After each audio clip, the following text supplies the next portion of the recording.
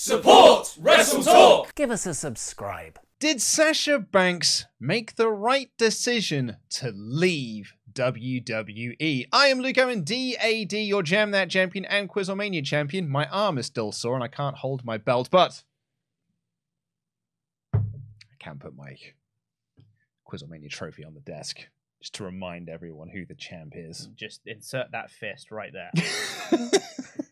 I'm always about putting fists where they don't belong, Pete. Always fist in the conversation. Yeah. And I'm joined by Chopper Pete Quinnell. We Hi. are 2/3 of the Blackpool Content Club. No Tempest this week. Some people thought, actually, because we did our live reactions. We posted up reactions, not live, were they? Posted up our reactions to the Sasha Banks debut in New Japan, and of course the Omega Ospreay match, which is, you know, it was match of the year until Team TNA versus the Acclaimed on Wednesday's Dynamite overstepped Omega Ospreay. They had a fun 12-hour period as the best match of the year, but you know, there's only one Jeff Jarrett. So people were surprised, like, hey, I'm really shocked you didn't have Tempest doing the reactions with you. Yeah. He's in Canada. He's in Canada. Still in Canada, so yeah. it would be very tricky for us to have him on those reactions, but he is in Canada. We are here, though. Yes, we are. We're putting in the work, Pete. Not like Tempest. Not like Tempest, who's spending time with his family and friends. Disgusting behaviour. What a dickhead. Yeah. Anyways, Pete. So I kind of talked about my... I gave my reaction to... Mercedes Moné's debut in New Japan Pro Wrestling at Wrestle Kingdom 17. If you haven't seen the news at all, if you've been under a rock, or go and watch our reaction to it as well. Ollie Davis and I recorded our reactions as we watched it live. What did you make of it? I thought, from a pure, spectacle, very cool. I was really on board. Just seeing Sasha Banks walk down a New Japan aisle, I was like, this is weird. It's the same kind of surreal feeling that I had when I saw AEW Cody step out at WrestleMania. I was like, this doesn't make sense. Why are you here? Yeah. It doesn't work. But I thought Sasha looked like a superstar coming out. She had that real superstar presence, the big entrance kind of thing, which is kind of what you want from a big Wrestle Kingdom show. So that was really cool. I thought her promo was, it was all right. It's a Banks promo, or a Moné promo, I should say now. So it was all right. But I think I'm more in love with the idea than I am necessarily the execution. That's a really nice way to put it, actually. I said, I kind of echoing what you said. The visual of Sasha Banks being in a New Japan ring and holding the IWGP Women's Championship. I know it's a very new belt, but it was still like that's odd. It's strange. Yeah, it's a very weird thing to see. Oddly as well, because when Kenny Omega made his entrance, I wasn't like, oh, it's so weird. I was like, oh no, this feels right. It's New Japan Kenny again. Yeah, New Japan Kenny's back because he's just doing Final Fantasy VII references. Oh yeah, no, this just totally makes sense. Why haven't we had this Kenny in AEW at all ever? But I would say that the reaction to it was mixed. And I think actually now, I hadn't really considered it until you just mentioned it then, but that there are those of us that like the idea of it, or what this kind of means going forward, as opposed to the actual moment itself. Yeah, I was listening to Going in Raw's review of Wrestle Kingdom, and they really liked the Kairi Tam Nakano match, which I thought was good. It was fine. It only went 5-6 minutes, so it didn't really have a chance to make much of anything. That for me actually it was a big disappointment. But they were like, I thought they even said, I thought the move that Sasha did was really cool. And I think a lot of people would agree that I don't think it was executed to its best. No. Because she was clearly going for a gory bomb DDT, which videos are going online. That's what she was training down in Mexico. Kairi either over-rotated or there was some miscommunication. I thought she was going from a gory bomb into an armbar submission. Yeah. But she sort of stopped that, and it was meant to be an impact move. Yes. And I don't think it quite, no pun intended, landed the way it was supposed to. Yeah, it's a shame because you want to have your cool this is my one thing, and it kind of cemented her as the very much the heel in the feud kind of thing, having to do the move, and when the move doesn't quite connect how you want it, it's just the impact of it hasn't worked quite the way you wanted. But I think if you look at it as an objective in a vacuum, you look at this is a wrestler coming down to a ring and not hitting the prettiest looking move in the world, and the promo was all right. If you look at that in a vacuum, I can understand why people would be disappointed in it. But if you look at the actual significance of what is happening, it elevates it to, like superstardom. It's unprecedented what's happening. This is the first big name, I would argue, that you could argue that Swerve and Lee kind of fall into this because they reportedly did turn down there was a report last year that WWE made calls to Lee and Strickland to be like, we'd love you to come back. And they said, no, we're going to stay here. Thanks. Yeah. But they're contracted wrestlers. So it's very difficult for them to get out of said contract. Andrade is finding his ways of doing that. But Sasha Banks / Mercedes Moné is, I would argue, the first big name that has turned down the new regime of WWE to go somewhere else. Yeah. And I think that's a hell of, again, no pun intended, a statement to make, and one that I think we will see, I don't know, one that might make waves this year, because we've seen so many people return to WWE that had been fired previously or had left previously, decided not to re-sign during the Vince era, go back because Triple H is now running creative and Stephanie is co-CEO with Nick Khan, that it's a new era. Yes, it is for WWE, and they're choosing to go back there. But Banks opted not to. There was an offer on the table, and she said, no, I'm going to go here instead. Yeah, and it's so strange to me, the dynamics that were at play, specifically at Wrestle Kingdom, with so many different promotions being represented. WWE's Carl Anderson was on the show, AEW's Kenny Omega, and then you had Sasha Banks coming in, former WWE talent. You had FTR were there as well. It's just like all these different pieces from different places. Like Bayley was backstage, and Naomi was reportedly over there as well. Like all these different pieces coming together to form one big show. But having Banks kind of make that statement, we're gonna keep saying it. I'm sorry. To actually reject the Triple H era of WWE is a very big deal, and not only to go to AEW, but to do what she wants to do. She clearly wants to wrestle in Stardom. She wants to wrestle Kyrie. Like, that is what she wants to do the most. And she's just saying, well, that's what I'm going to do. Sorry, everybody else. I'm going to go do this. Like, even in like the interviews that she did, she was like, naming the Stardom wrestlers that she wants to wrestle. And it was fascinating to see, because I would say, particularly with our audience, and actually I would say with us in the office as well, we're not as au fait with Stardom as, there are people that, I would look towards Karen Peterson, or I would look towards Church of Joshi, and going in Raw for, like, hey, kind of tell me some things about Stardom that I should know. Or tell me some names that I would need to know. Like, hey, can you recommend me some Stardom matches that I can go watch? But Banks / Moné is like, no, I'm just watching this. Like, this is actually the style of wrestling that I really enjoy watching. That's the place I want to go, because that's the style of wrestling that I want to do. Yeah, I think that's really commendable. I think it's massively so. She is carving her own path. That is precisely it. It is a refusal to go along with what is perceived to be the best choice. Yeah. And just saying, no, I know what the best choice is for me, and I'm going to go do that. I'm going to do what makes me happy. Because she's already put in the work to be able to make that choice. And now she's like, well, now I can make that choice. I'm going to do it. Fair play to her. The reaction, we said earlier, the reaction was, I'd say, mixed. I think because the promo wasn't the best promo that you've ever heard in your life. The gory bomb DDT didn't quite work.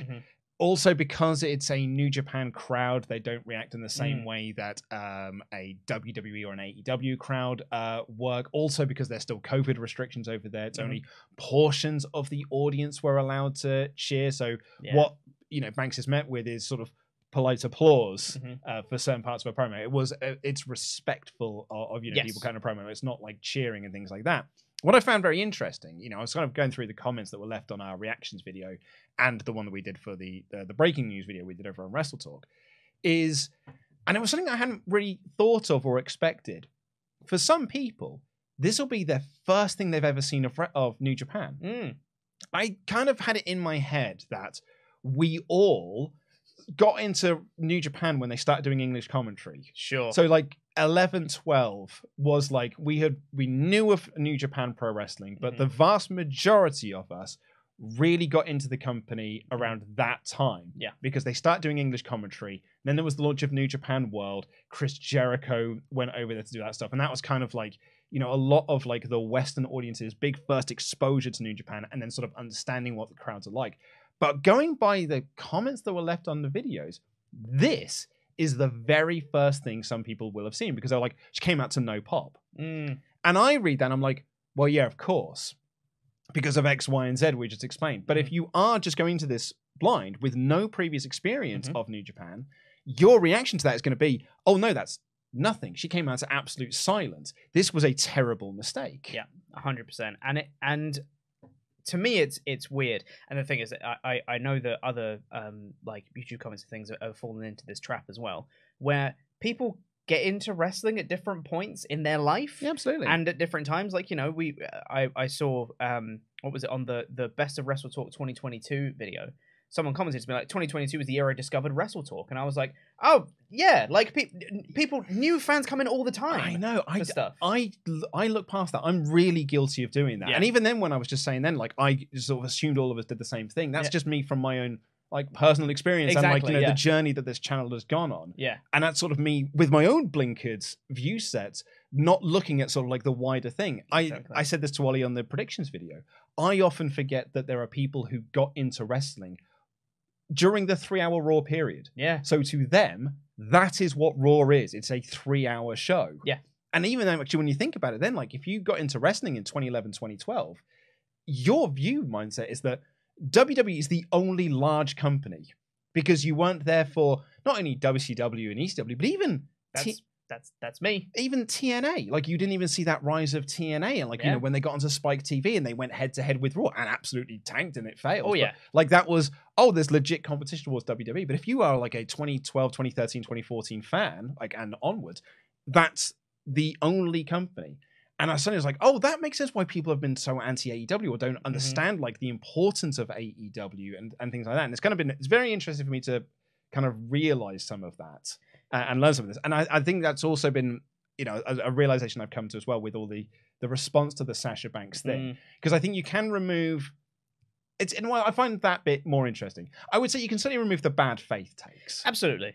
You can always take out bad faith takes. Always remove those. The people that are just like, she's on a smaller stage now. Like this is lol. She's in an indie promotion, you know, that sort of thing. Yeah, it's like it's the Tokyo Dome. Like it was like, you know, it's 40,000 people. Like I don't think there were 40,000 people for this show because there's still COVID restrictions and things like that. But it's still, it's the Tokyo Dome. Tokyo Dome. The Tokyo Dome's like. Yeah, it's massive. Yeah. Like, it's a huge venue. Be like, what a bingo hall there she's jumped herself across to. But it's interesting when I was kind of go through, like, you know, this one here, her debut was so whack. This is an interesting one. Was so whack. It reminded me of those lame TNA debuts in the mid-2000s when an old WWE guy would come across as a Walmart rip-off version of themselves. Interesting. New Japan debuts are almost always a bit awkward for whatever reason. I thought it was a pretty lame debut, to be honest. The theme song is atrocious and nicknames are cringe-inducing. As excited for this for both Moné and the promotions, my read of the debut was Sasha Banks walks a little awkwardly down to the ring. She cuts a mediocre promo and botches a move. Yeah, kinda. Yeah. I mean, you know, there are people there. It's a big effing deal. Yeah, I love the wrestling pay-per-view, but honestly, as soon as the match ended, I went to the bathroom. I think both of them are correct. You know, that I think objectively speaking, the debut wasn't necessarily fantastic, but it's also incredibly significant. It's a really big deal that this happened. Yeah. I'm actually, do you know what? I'm going to read this comment out, and I'm going to shout out this person as well. This is from Chris Barnes. In the immortal words of Bobby Fish, where's the lie? Stream. Great comment. That's a great comment. Fantastic. That's comment of the day. Thank you very, very much. Put in a little graphic. I'm not doing that. Okay. Yeah, like, this one as well. Lucky British people. You don't have to wake up till 3 a.m. for this debut. I mean, we do for every other show, though. Literally. Every other show. Every show that isn't Clash at the Castle. So yeah, I checked online as well, and there was outside of the bad faith takes that are just like, you know, angry that she's not gone back to WWE. Yeah. It's not gone over as big as it could have been. You know, we got the match announcement. She's going to have her first match in February on American soil. And that is, you know, the whole reason that Bushiroad have been pushing for Frankie Moné, Mercedes Moné to sign with them. There are certain things I've got to get out of my head. Frankie Moné being one of them, a name I never said because I didn't review NXT. Yeah. I interviewed her when she was Taya Valkyrie. Yeah. And Sasha Banks. These names I've got to try and move out. Yeah. What was I saying? So yeah, like they were making big pushes for her because they want to expand out in the West. They want to do more of the New Japan Strong stuff that they're doing. And in order to do that, they want to have women's wrestling on the show. So we've got Stardom, we've got those, but we need like that recognizable name that we can almost build stuff around. We've got that with Kairi. She's had WWE exposure. And now we have got Banks, and they reported money that she's making for this is a lot. No pun intended, she's making bank. There it is. I was going to say it. From this venture. Dave Meltzer reported that she is making more per appearance than Chris Jericho did for his Wrestle Kingdom, for his New Japan appearances.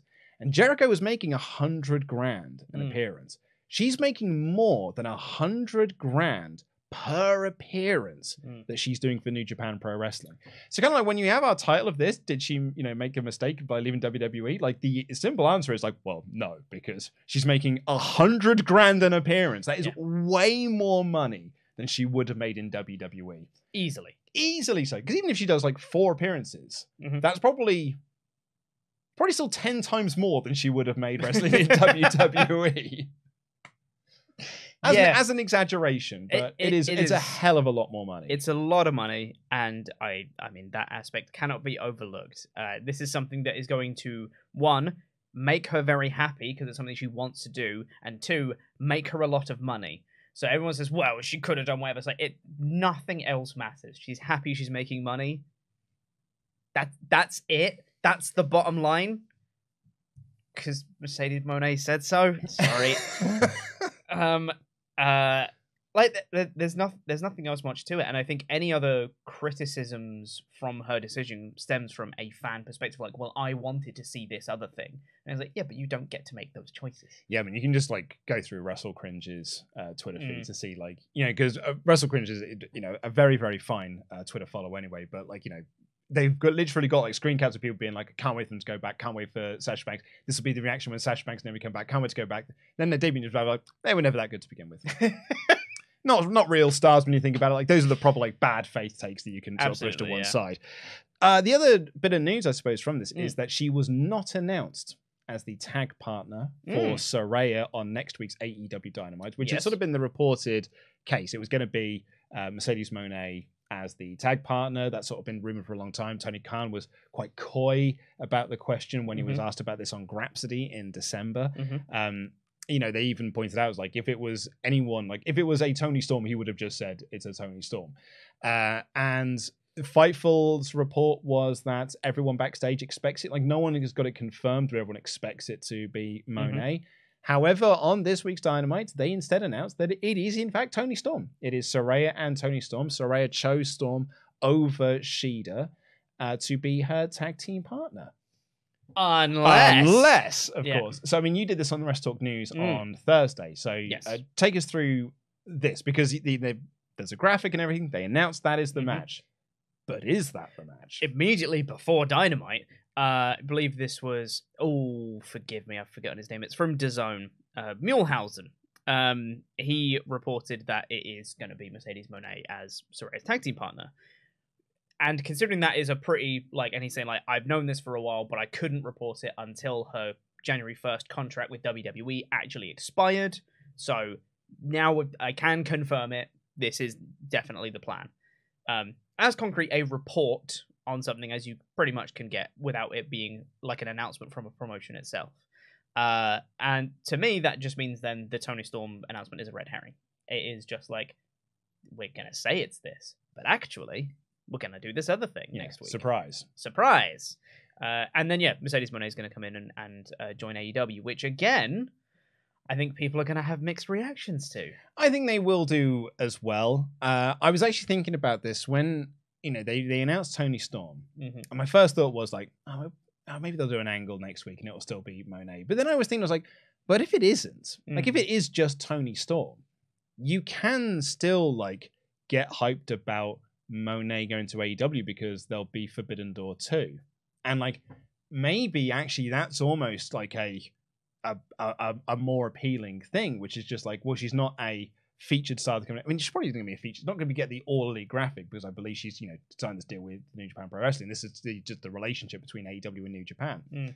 But if you say Forbidden Door 2, that's Mercedes Moné's like AEW debut if it is, and that's just the featured match on the card. It's Moné versus, let's be honest, Britt Baker.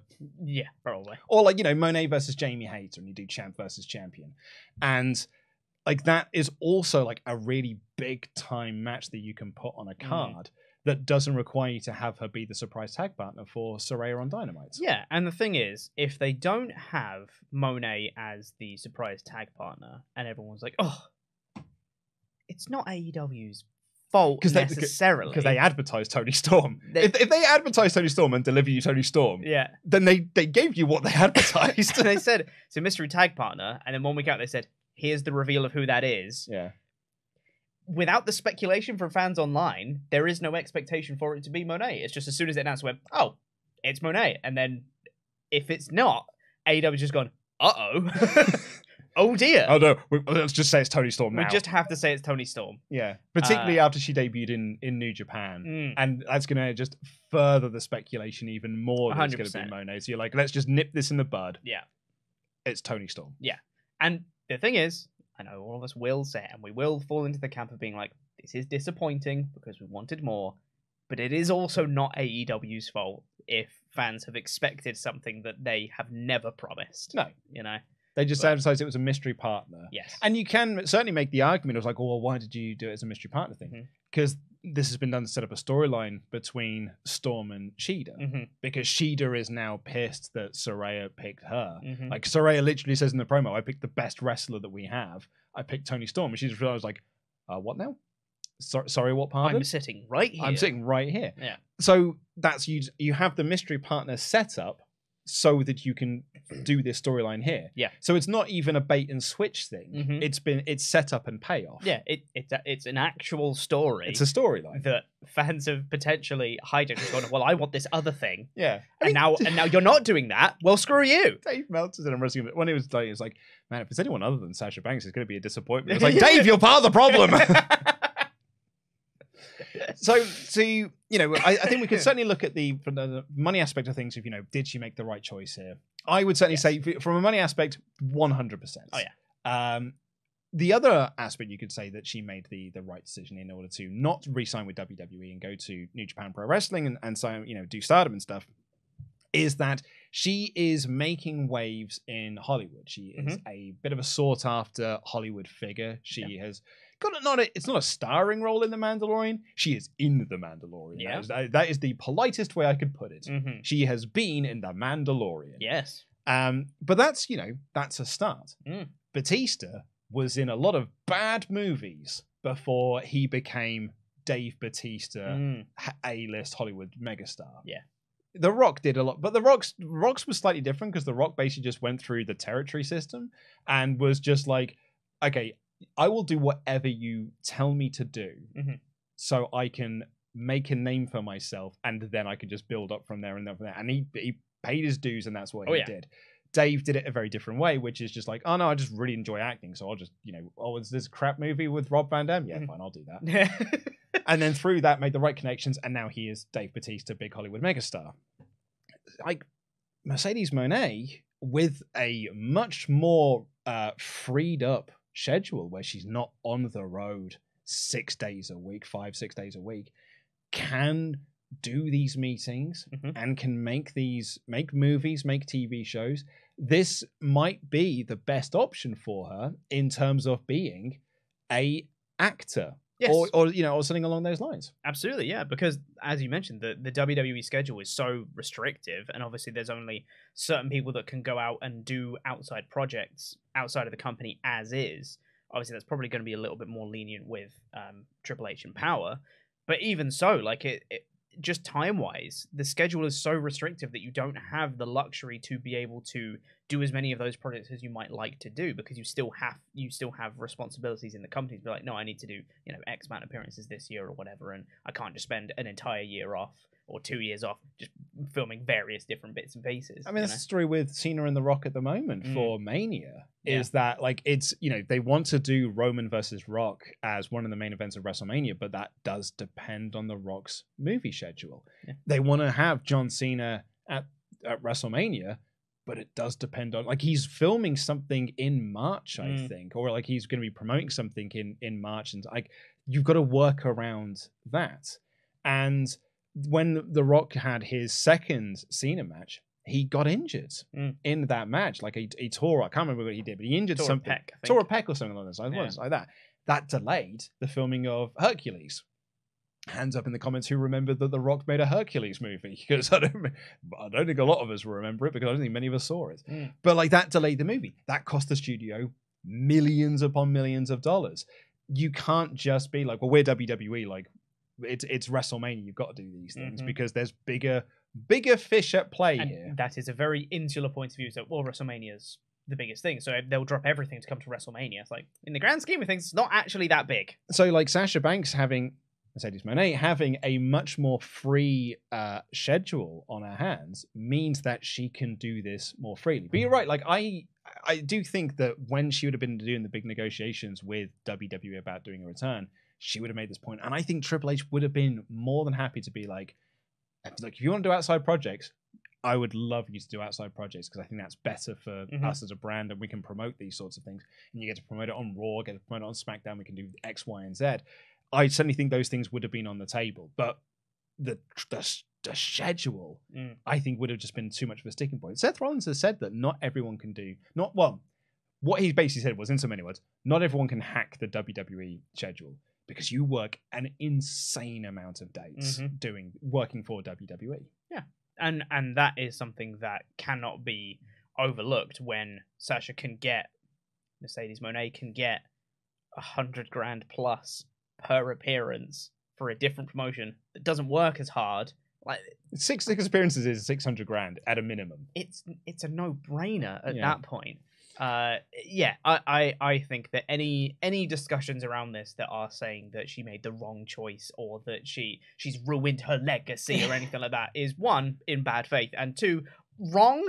Well, you're just wrong. Okay, well, no, I'm going to play devil's avocado here. Okay, go for it. I'm going to play devil's avocado. Yeah, because going back to WWE, yes, would have been the biggest stage. Sure. I'm not saying that New Japan or Stardom is a tiny stage. I'm not saying this is a bingo hall indie.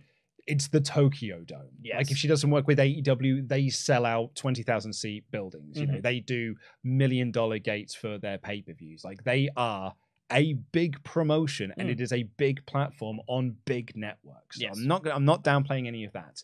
But even as big as those are, WWE is the biggest fish in the pond. For sure. It's the biggest platform you can possibly go back to. And particularly if under the Triple H regime, if you went back, like, she would have been the tippity top pushed star. There's every chance she would have been the person that beat Ronda Rousey. Put her on SmackDown, she beats Ronda Rousey, she's the SmackDown Women's Champion. That's your big surprise to end off 2022, rather than it being Flair wins, lol. So she would have been a megastar and would have been given megastar treatment and a megastar push. The person that walked out of the company in April, May, or whatever it was, has come back, and she's here to take over. Would have been arguably that return would have been bigger than her New Japan debut. And in terms of optics, in terms of reaction, in terms of like online traction, I think her return to WWE would have been bigger than her debut in New Japan. I don't know if I agree with that. I think a lot of people have an opinion on the Wrestle Kingdom debut, whether it is positive or negative. A lot of people are, this is great, I'm glad she's here, or boo hiss, she's not in WWE, etc. and their individual opinions about the debut and the significance of her leaving WWE and all the other stuff that comes as part of that package deal. I think her going back to WWE would have been a big deal for maybe like a week. It would have been like, wow, Banks is back. Because she's all right, she's now one back of to 10, normal. One of 10 returns in the last 2 months. Yeah, it's like, okay, and back to normal. Like, Bray Wyatt came back, and everyone was like, cool, for maybe a month tops. I mean, looking at our metrics, Bray Wyatt's like interest in Bray Wyatt's return, like was huge when it happened, and then has just slowly dipped. I think it peaked when Uncle Howdy was on stage, but even then it's sort of dipped off again. Yeah. Anyway, and also just a reminder, that debut and the Uncle Howdy in the ring, the big gap. Yeah, big gap, unfortunately. So I think like the return would have been a big deal, and I agree with you with that. But I think that it would have been like, okay, it's another WWE star back in WWE. She's a wrestler, and I think she would have been just on the road like any other WWE star. I don't think she would have been treated as special as maybe, you know, as a special attraction as she is in New Japan. I think she would have been. I really don't think she would have been. I think she would have been a wrestler, maybe to the degree of a Charlotte Flair, in the fact that Charlotte Flair is always kind of the top of the division regardless of what she's doing. Maybe Sasha Banks would go up to that level, but she wouldn't be like special attraction Sasha Banks. I don't know, man. Like I think under a Triple H watch, you know, he's the guy that gave us the boss. Like, you know, that her arguably her best run in WWE was that NXT run she had when she was the boss. Like Takeover, I think the match she had with Belair at WrestleMania is probably the best match of her main roster run. Yes. But for me, the best match she had was the Bayley match at Takeover. Like which one? Takeover Brooklyn or Takeover Respect? Takeover Brooklyn. They're both wonderful. Sorry, you're absolutely right. Yeah. I mean, well, I don't know. Respect is the one where she did make Izzy cry. Okay, so but it's Brooklyn. I was thinking about this the other day. The Takeover Brooklyn match is the Bayley match. The Takeover Respect match is the Banks match. Well, it's Banks' farewell match to NXT, really, I suppose, in a way. But I think the Brooklyn match for me is like, that's the tippity top. That's the best that Sasha was in WWE. In terms of presentation and character and this, that, and the other, I think that she would have got that again under a Triple H-led regime. I think she would have been not only just presented as megastar, but also like WWE is the company with all the momentum at the moment. That is the one that fans are really, really into at the moment. AEW had a very bad 2022. Certainly a bad second half of 2022. And people might even argue 3/4 of the year because the New Japan stuff did kind of dip a lot of people out of the show and people were very critical of it. Then there was all the Ring of Honor stuff. Then there's Brawl Out. And so 2022, not a great year for AEW. New Japan have had a bad few years. COVID really, really hurt them. But not just COVID, the Elite leaving. Yeah. Really, really hurt New Japan. So they had to spend all of 2019 rebuilding because they lost Kenny, they lost the Bucks, they lost Cody, they lost Paige. Had to rebuild everything. And then COVID hit, and that just destroyed everything that they were building. Yeah. And it felt like Wrestle Kingdom 17 on January 4th of 2023 is the first time that New Japan have had like oh cool, we need to all check out Wrestle Kingdom. When it felt like New Japan again, when it felt like a proper Wrestle Kingdom. Absolutely, bloody exactly, because it was, you know, and actually oddly was down to the rumors of Mercedes Moné, Kenny Omega being on this show. Because I know that people were into Okada Jay White, but we've done Okada Jay White a lot, and Okada Jay White has never been as hot as doing Okada Tanahashi over and over again, or Okada Omega, 4 times. Okada White has never been as hot as that has other previous big Okada feuds have been. So really, like Omega wrestling Will Ospreay and Mercedes Moné being there, I think were huge draws for Wrestle Kingdom. So New Japan now, I've got a really good first base here that they can try and rise back up from, so they can get to the levels of popularity they had a handful of years ago. Yeah, but they've got to make that ascent. Whereas, maybe that's why Moné wants to be a part of that. As I said, I'm just playing devil's avocado here. WWE, on the other hand, it's already there. And it is like the they are on a crest of momentum. And I only think that momentum is getting higher and higher and higher and hotter and hotter and hotter as we get into the first Triple H booked Rumble, the first Triple H booked Elimination Chamber, and the first Triple H booked WrestleMania.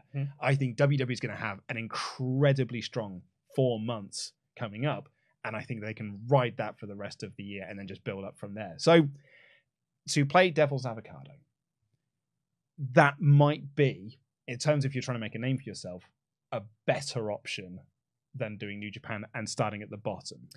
I think if you wanted to get eyes on yourself for a Western audience, the best thing you could do would be to go back to WWE. I don't think that's the only factor in play, though.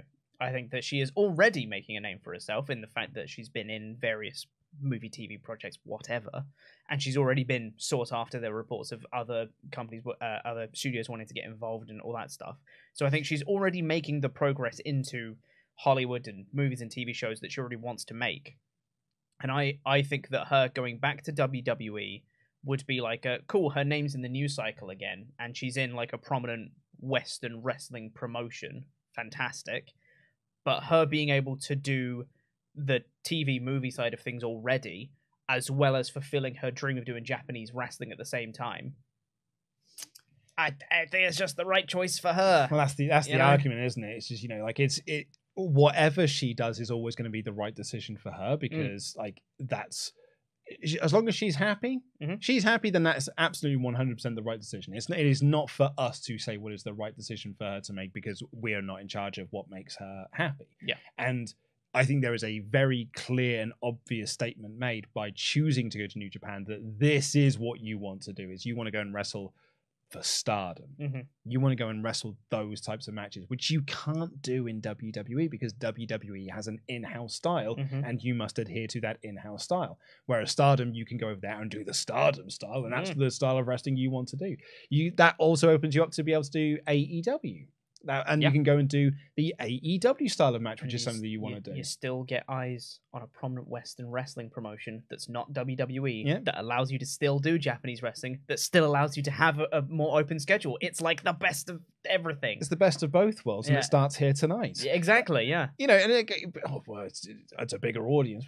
But, Dynamite does 2/3 of the audience that Raw does. It's still a big audience out there, and you're on TNT and on TBS. Like, if you are doing regular things with AEW, I can't imagine it will be regular things though. I wouldn't think so. Because if you're in a New Japan deal, you're in a new, like you'll come over and do like a string of shows. But are you on a New Japan deal? Is it just like a per appearance? But that was my understanding. But we don't know the ins and outs. We don't know. For all we know, next week we'll have the Mercedes Moné as All Elite graphic. Yeah, and then she'll be there every week, and all of the points that we just made in this video are null and void. Which is the Blackpool Combat Club way. Blackpool Content Club. I nearly said it right the first time, and I corrected myself. Do you have any last... Because I was just going through the list of things we wanted to discuss. Actually, maybe this will be the last one that we can touch upon, because we haven't done this. It's kind of two that we haven't. I kind of wrote down what Naomi might be going back to WWE, because that was the report from Wednesday, right? That she might be going back. Which surprises me somewhat. I always thought they would kind of be a package deal to get, or try and sell themselves as a package deal. Potentially, yeah. Only because they kept making all the appearances together. Yeah. Man, good for her. Again, if that's what makes her happy and that's what she wants to do, then that's the right choice for her. Her hubby is there. Absolutely. Maybe that's a big contributing factor into this, not being apart from them, which is an awful business to be a part of. But the other one I thought would be an interesting final topic for us to talk about, again with the playing devil's avocado things, is leaving WWE worked out for Cody Rhodes.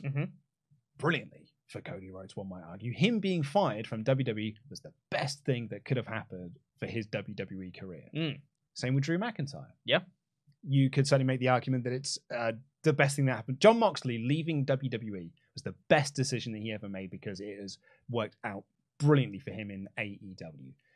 I don't know if you could make the same argument for Danielson, but I think Danielson had a very, very good end of 2021. The injury kind of hampered some of his 2022, but he is starting 2023 strong. But there are lads and lasses that had left WWE and have gone to places like AEW and it hasn't worked out well for them. Mm-hmm. Turns out the grass was not as green on the other side as sort of like that might have been promised. I'm looking at guys like Andrade, guys like, reportedly Malachi Black. Apparently he was very, very creatively frustrated. Guys like Miro, who hasn't been on TV for months, and the report was that creative was pitched to him and he didn't like it, refused to do it, and now he's just sat at home. It does not work out for everyone. So I just wanted to put that out there of just as a discussion topic of, do we like... It's hard to phrase this into a question, I suppose. It was more of a point to make, is it doesn't work out for everyone. Like I saw a few comments yesterday, and I think this might have been what tipped me off to mention this. A lot of people being like, this won't work out for you. You'll cry and go back to Hunter. And, Banks there was a lot of reports about Banks in WWE about her being unhappy with creative. That's why she walked out of the company. But remember the reports of her crying when they lost the tag belts at WrestleMania because that was creatively frustrating. If you get the bad creative elsewhere, do you end up being just as frustrated there and then end up going back to WWE anyway? Or does she make a lot of money from these appearances and then never wrestle again because she's done what she wanted to do? I don't know. She seemed from things I've seen when she was on the Stone Cold podcast, the Broken Skull sessions or whatever it is, and she was saying I've paid my dues. I've had the I'm thankful to be here part of my career now, and I'm now at the point where it's I know my worth. So I'm going to tell you what I'm worth, and if you don't want to do that, then I'm not going to do it. And she's now, it seems like she's kind of done I've done this bit, I'm on to the next bit, and once I've done that, I'll do someone else. So I don't think it's as simple as, well, if she leaves AEW, then she's obviously going to go back to WWE. She might just be like, cool, I've done the wrestling thing, I'm going to go on to movies or whatever now. Yeah. And that's it. And I think you've made your money. She'll probably be happy with that. Yeah, you've made your money. It's what people always said about Punk. When Punk left in 2014, it was he doesn't have to ever wrestle again because he's very smart with his money. And on the Cabana podcast, the podcast that no one should talk about, he basically casually dropped in that he just lost a check for that WWE had sent him for merchandise. That was a massive 6-figure check or something that he just didn't cash and then had to because he just misplaced it. That level of money is nothing to him. Yeah. If I misplaced a check that had 6 figures on it, I would be searching high and low for that thing. I would be despondent. I would not be able to talk to anyone for ages. I would just be so sad that I have lost a misplaced 6 figures. But for Punk, it was look what I just found. Yeah. It's another one of those, is it? Yeah. So he's made his money, and that was always the thing about him. Is he doesn't have to wrestle again because he's made his money. He's been very smart. If he wants to do it, he can do, but he doesn't ever have to. Maybe you're right with Banks. It's she'll get to a point where she's do you know what? I've made my money. I want to go and try this. I may never have to do this again. And the thing is as well, you mentioned a couple of people that left WWE and then came back, and it was the best thing they had for their WWE careers. If she does want to go back at some point, I don't think it will be I'm going to cry and go back to Hunter. It will be cool, I've done the thing I wanted to do. I can go back to WWE now as a bigger name than when I left. Yeah, no one ever said Drew just cried and went back to Cody just cried. Not. I mean, Cody did cry. Cody does cry. He does cry a lot. But not in the same. Not the same context. Absolutely, yeah. So I thought that'd be an interesting talking point there, just to sort of it's what the show's about. Putting discussion, putting these ideas out there. To kind of wrap things up, though, did she make the right decision to leave WWE? Yes. I'd certainly say from a money aspect, yeah. Granted, I don't think the debut was as strong as it perhaps could have been. But there are a lot of factors working against it.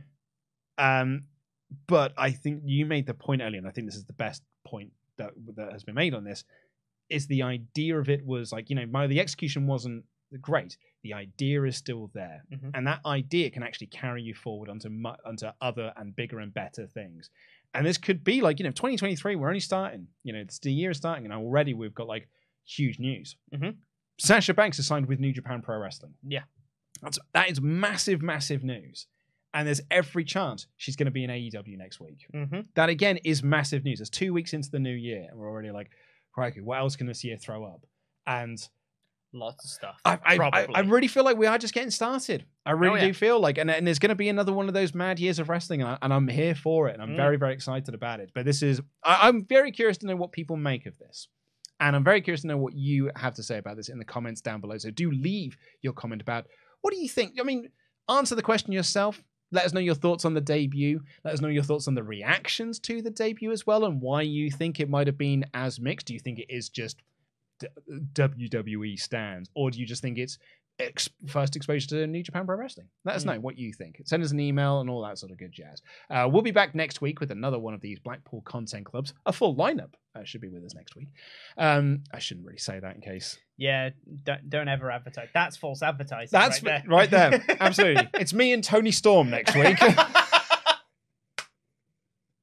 It's not. I just thought I'd put out that for case anyone. Just to clarify. Yeah, just to clarify. But tomorrow will be the SmackDown review done by Pete Quinnell. Pete Quinnell returns to SmackDown. Yay! Just as Charlotte Flair wins the title, you're going back to SmackDown. Thanks, Tempest. It's Pete and Sat doing the SmackDown review next week. That will be fun, because Sat's amazing. Because Sat's amazing. And then it'll be me and you doing Raw on Tuesday, myself and Ollie Davis doing AEW with potentially that Mercedes Moné debut on Thursday. So please do subscribe to this channel if you haven't already and you've made it this far. We are nearing, because we had such a very good December, 70,000 subscribers, which means we are on our way to doing the Royal Rumble randomizer. It's tantalizingly close now. Last I checked, we were like 500 off. Oh, yeah. Could do that this month. Potentially. Tell your friends. Maybe we'll get it done this month. That'd be cool. So help us out and, press the thumbs up on this button and all that good jazz. Thank you for watching. We will see you next time here on the WrestleTalk Podcast channel. I have been Luke Owen, DAD, your Quizzlemania, and Jam That Championship. It is on the floor. That has been Chopper Pete Quinnell. Jam That Jam.